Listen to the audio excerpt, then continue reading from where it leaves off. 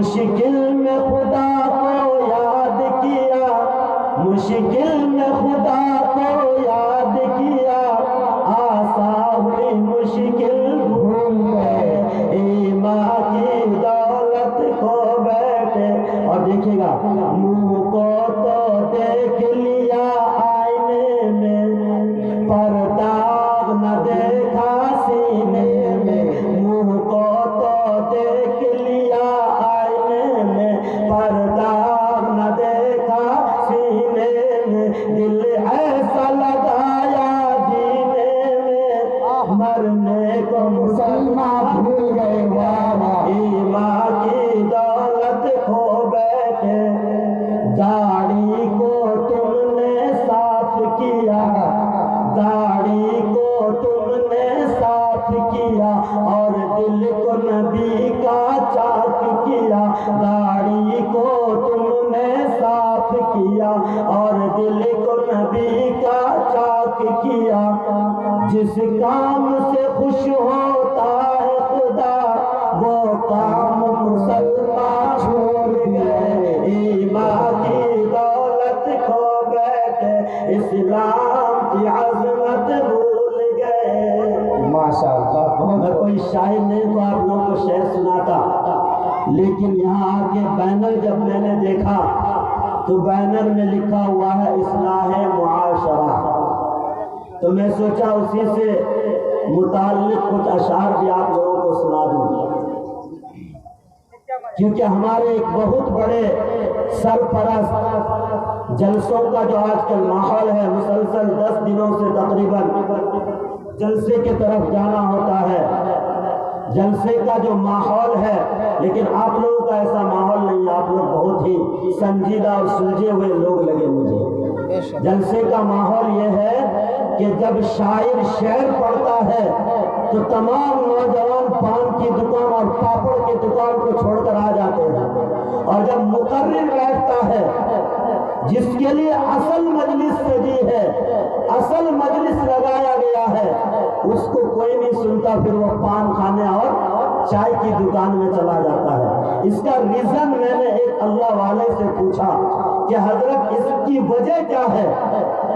تو وہ بہت اللہ والوں کی نگاہ بہت دور تک جاتی ہے،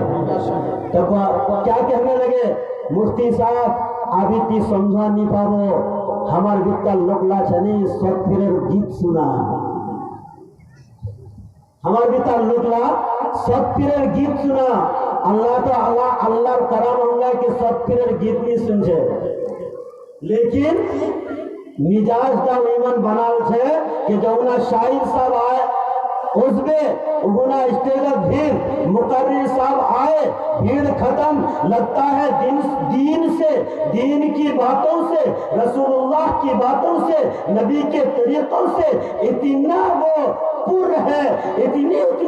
کی زندگی میں آ چکی ہے کہ اور مزید ضرورت نہیں ہے، اس لیے یہ سب سننا ہی بیکار ہے، اسٹیج چھوڑ کر جلسہ چھوڑ کر پان کی دکان میں چلا جاتا ہے۔ لیکن میرے بزرگوں، آج پان کی دکان میں تو چلا جاؤ گے، پان کی دکان رتوا ہاتھ میں تمہیں مرتے دم تک مل جائے گا، ایسی مجلس آپ کو، یہ نورانی مجلس آپ کو، یہ نورانی محفل آپ کو کل کو نہیں ملنے والا ہوگا۔ اس لیے اللہ کے نبی نے کہا کہ العلماء ورثۃ الانبیاء، علماء انبیاء کے وارث ہوتے ہیں،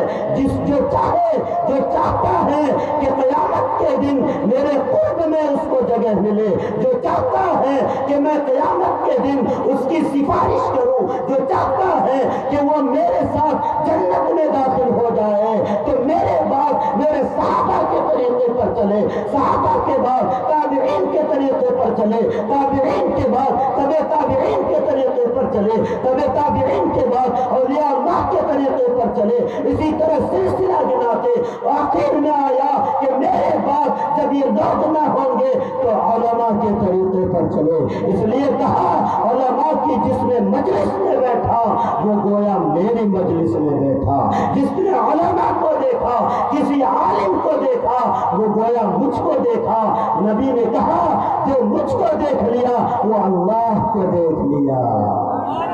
میرے بزرگوں، یہ ہم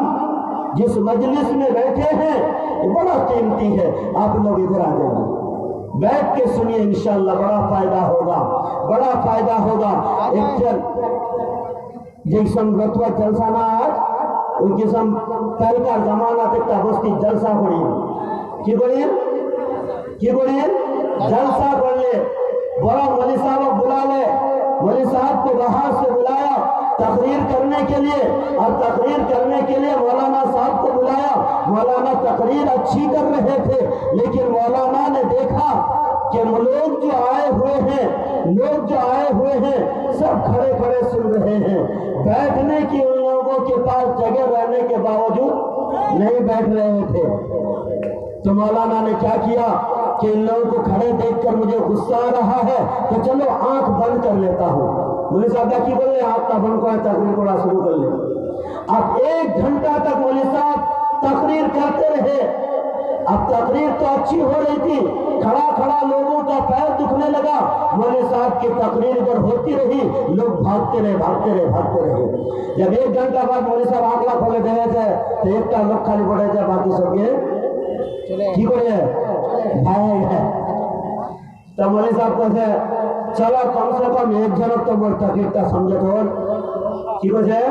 कम से कम एक जन लोग तो मोर तकलीफटा समझे ले, एक जनक तो समझे तो बाबू सबके तो चले गए, पीछा नहीं जाए लगते तो मोर तकलीफटा खबर बढ़िया लगे शायद कहे नाय गो मौलवी साहब তোর চাকরিটা শুরুয়াত করে মিনি বটেছু কত ফির কেন বটেছি কত মোজার কুরসির পর বটেছি চাকরি করছে দিওয়ান কুরসি মোর মেরে আপনার কুরসির হাল ভিতরে বটেছি कि ऐसा तो नहीं है आप लोगों का, ऐसा नहीं है ना रतवा वालों फुलाहारा वालों, इस निगल में तो नहीं हो कि मौलवी साहब आएगा जल्दी जाएगा, हम 5 चाय की दुकान में जाएंगे।